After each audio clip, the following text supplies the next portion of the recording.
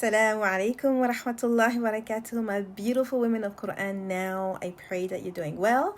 And so this is a bit of a different video. Inshallah, I pray you find it very beneficial.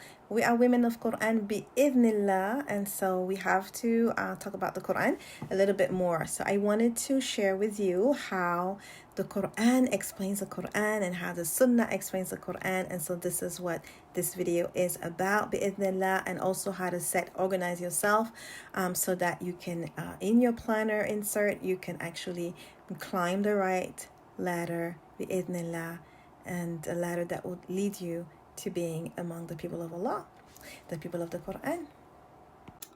So right now I'm in my Qur'an app, and I want to, this is something that happened this week, and I want to show you how when you interact with the Qur'an, you will see that the Qur'an and the Sunnah actually explains the Qur'an. And it's just really beautiful how you get a greater understanding when you start really studying different parts of the Qur'an. So the Tadabbur this week, if you have not listened to it, you could go ahead and listen to it, but it was from Surah Maryam. So we were doing juzz 16. It was from Surah Maryam, and it was ayah 59. Okay, so I'm just going to go to ayah 59. It was from this ayah here, and it was heavily focused on the salah. Okay, I'm just going to copy and paste it in the planner insert. Okay, so here we go. Paste, and now I can actually reduce the size. Let's make it 7. Okay, because why I'm going to also put, this was a Tadabbur one. I'm also going to put the ayah that was in my Ta'lim class, another juzz 7th. This is Ustadh Tamia. This is a class. This has nothing to do, those two were not planned. Okay, so I'm just going to go ahead and share with you the other ayah. Okay, so this is from actually my notes, and this was from ayah 92. Okay, ayah 92, you could see my notes right here. Maybe let me do this so you could see better. All right, okay, now you can see the bottom of my notes. Okay, so it was about this ayah here, so I'm just gonna see if I can copy this. Oops. Okay, just have to be patient here. Copy, and I'm going to go to my paste and match. Okay, and the same thing here. I'm going to try to reduce the font to 7. There we go. All right. Mashallah, beautiful. So now on my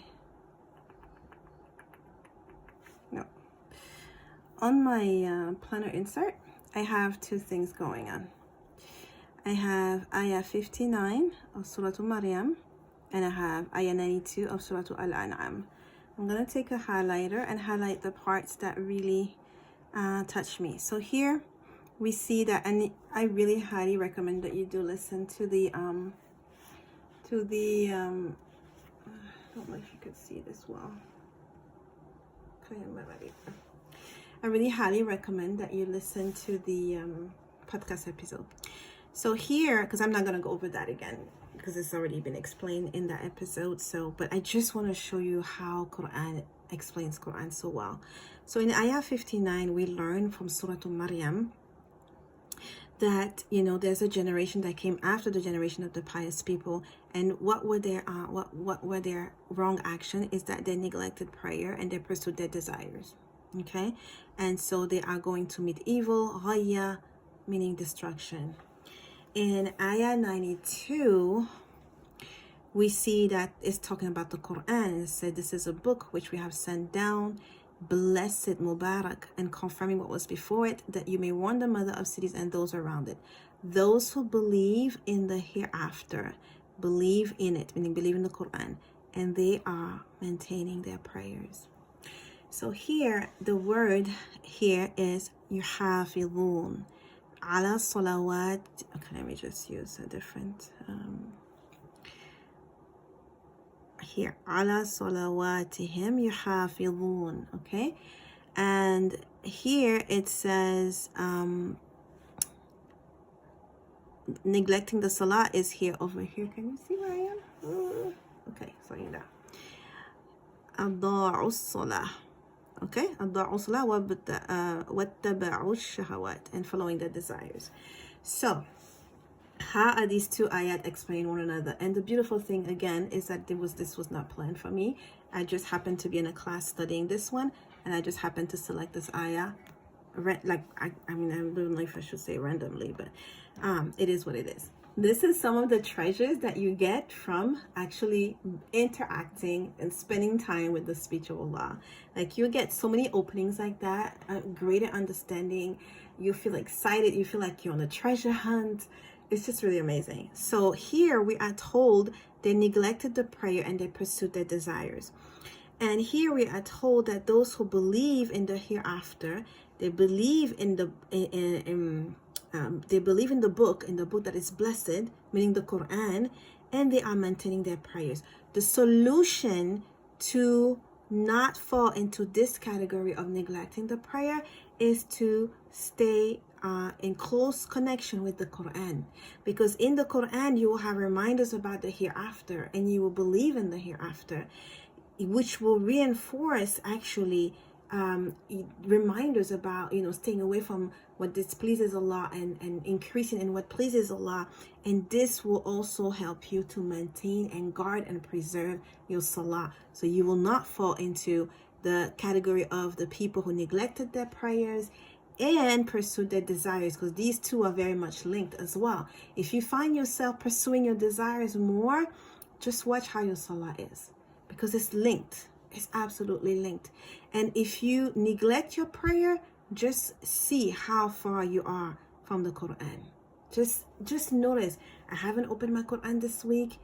My salah was pretty much off. I mean, just look at us sisters, many sisters, when we are not on our menses. I mean, when we are on our menses and we're not praying, it's harder for us to interact with the Quran. And even if you believe that you should not be reciting the Quran during your menses, you can still do so much. I'm going to do, inshallah, a video on how, like, all the things that you could be doing during that time of the month, right? You could be engaging with Tadabbur, which does not require you to touch any of the ayat or recite any. You could listen to the recitation of the ayah, and you could just work with the tafsir and the translation. So we can still interact with the Quran. That's the main point. The main point is that if we do not want to be in the category of those who neglect their prayers and pursue their desires, we need to make sure that in our life is filled with the blessing of the Quran. That every single day we are interacting with the book of Allah and we are seeking the blessing. And there's so many ways we can interact with the book of Allah. So there's not even but during a week, in a month, I don't want to touch it. Yes, but you can still listen to it. You can still reflect on it. SubhanAllah, there's so many ways. Okay, as far as like not interacting with it at all, I highly discourage sisters. Don't cut off from the Quran during your menses. But inshallah, I do want to do a video on that. Inshallah, may Allah give me the tawfiq. Now, in going back to this insert, we have a section here to memorize, because I think we should be memorizing, even if it's one ayah a week, at whatever pace you want to memorize. But still, part of your routine, that should be memorization. Okay, so you can decide what you want to memorize and write it down. This is a monthly goal with your Quran, right? So you put the month. So you could put, like, let's say we're already in August, but let's put September, for instance, right? So let's say we're gonna do September, and so Safar is, we're in the month of Safar, so we could put, I think Rabi al-Ula is the next one coming up. Okay, so then for the reading of the Quran, the goal, I think I have about 30 days here. You could do a day of juzz, or juzz a day, sorry. you'll do a juzz a day. But let's say you don't plan to do a juzz a day. You could just say, I'm gonna do a quarter of a juzz until day 1. So you just have your days, okay? Day 1, a quarter of the juzz, and then if you do it, you would just check it. Memorization, like in this month of September, what do you want to memorize? And under memorization, you could put also your muraja'a. So it could be, I want to memorize, I don't know, whatever surah you want to put. So memorize, let's say you want to memorize Surah Mulk, for instance, right? So I'm going to memorize Surah Mulk. It's 30 ayat. And then I want to revise, let's say I want to revise Surah Naba, okay? And so that's your memorization goal. And then implementation from your reading or from your memorization. What are some things? Usually I suggest that the sister writes this at the end of the month, or she could write it as it comes to her. Like, let's say you came across, like, okay, for me, these two was just for me to show you guys how Qur'an interacts with Qur'an and how Qur'an explains the Qur'an. I have another beautiful example of how the Sunnah explains the Qur'an as well, inshallah, and I will share this next. But so for here, like already for implementation, I already know that I want to make sure that daily interaction with the Qur'an,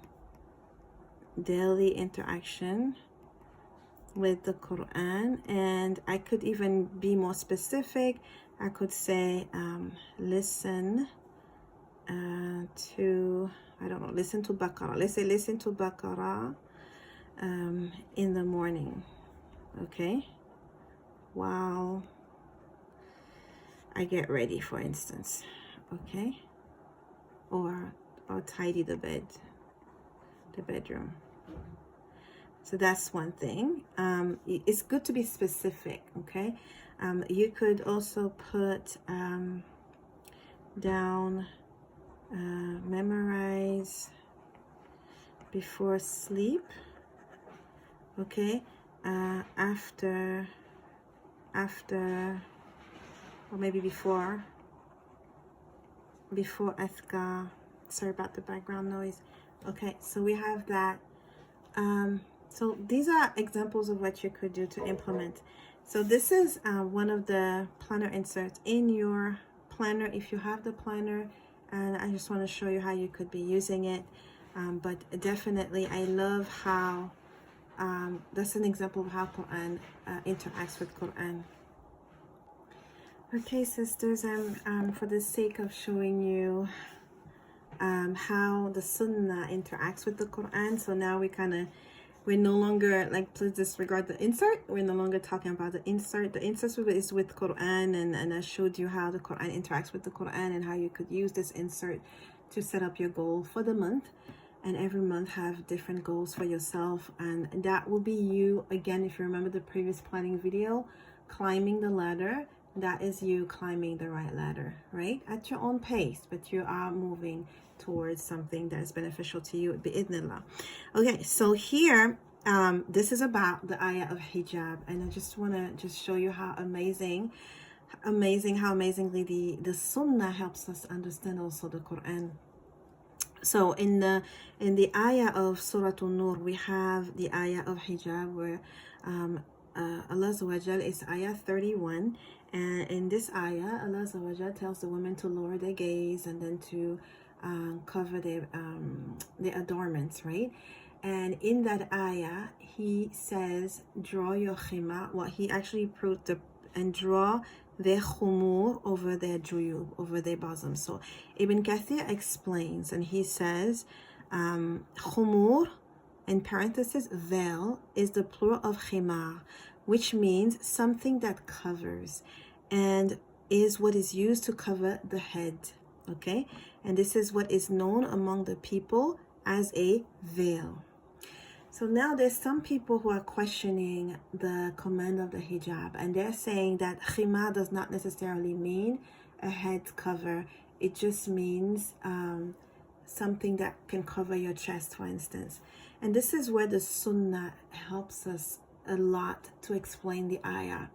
Okay, so you're saying khimar, even though you have the tafsir, Ibn Kathir is a classical tafsir, like for people who are not very much knowledgeable, who are at the beginning of their learning of the Qur'an, who are not trying to be shekha, they're just trying to have a good understanding of their deen based on the Qur'an and the Sunnah. Especially because I do teach Tadabbur, reflection. We do not do reflection without tafsir. Very important. We do not just take a translation of the Quran and just say, oh, okay, so now I can reflect on this translation. We can be very misguided that way. We have to go to the explanation, which is the tafsir. Tafsir means the explanation of the ayat, of the revelation. The heavy work, the really scholarly work has been done for us in the tafsir. Okay, and Ibn Kathir is one of the classical tafsir. I'm not saying it's a tafsir that's perfect, but honestly, you're pretty safe with Ibn Kathir's tafsir. The scholars agree that you could use Ibn Kathir tafsir to understand a bit more about the Quran. So in the tafsir, he explains to us what is khimar. We are non-Arab speakers, and we were not there at the time of Rasulullah sallallahu alaihi wasallam, but Ibn Kathir, rahimahullah, he explains to us what is khumur. And he said khumur is a plural of khimar. And khimar is something that covers, because many words in Arabic, they will tell you the source of the word and then how it's used. So yeah, it means something that covers, but then it's used for the headscarf. Understood meaning is that it was a head cover. Now let's go into the Sunnah to explain that. This is a hadith that actually is used to say in the fiqh of salah, to say that a woman, she cannot pray, her salah will not be valid if she's not covered properly to pray. The covering of the aura is one of the conditions of salah. It is not like there's just no salah. Just like another condition of salah is to be Muslim. Just like another condition of salah is to face the qibla. It's what needs to be ready before you even say Allahu Akbar. Right?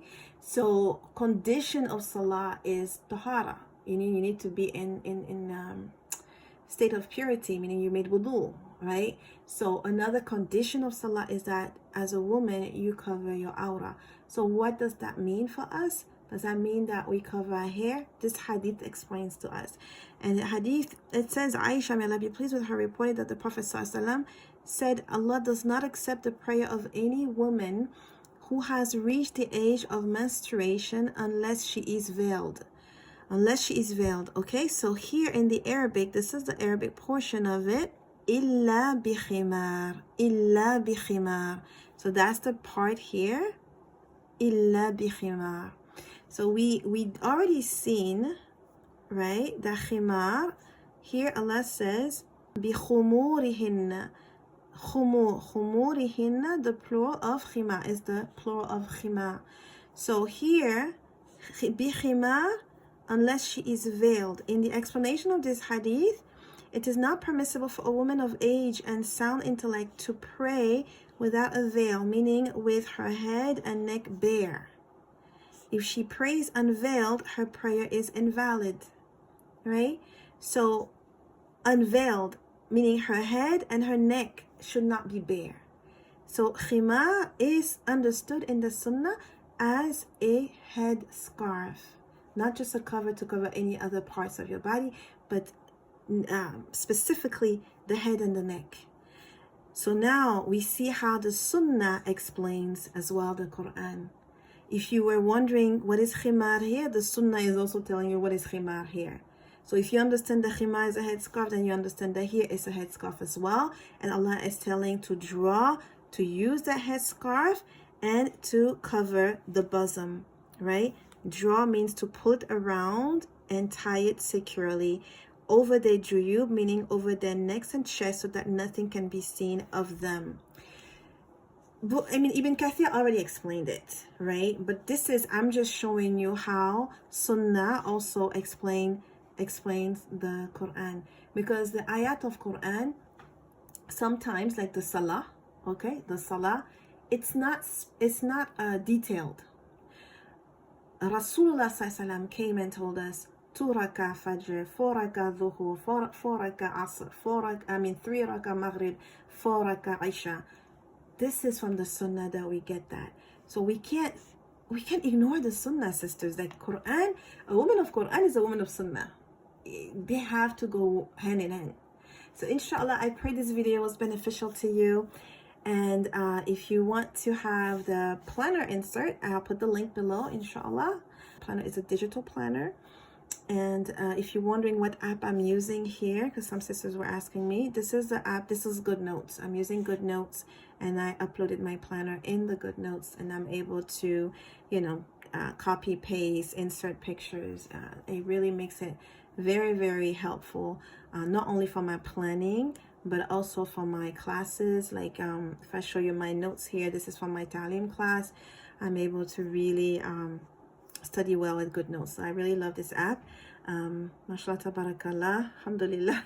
Own pace, sisters, climb the right ladder and interact with the Qur'an. May Allah make you and make me women of the Qur'an, women of the Sunnah, believing women who He is pleased with.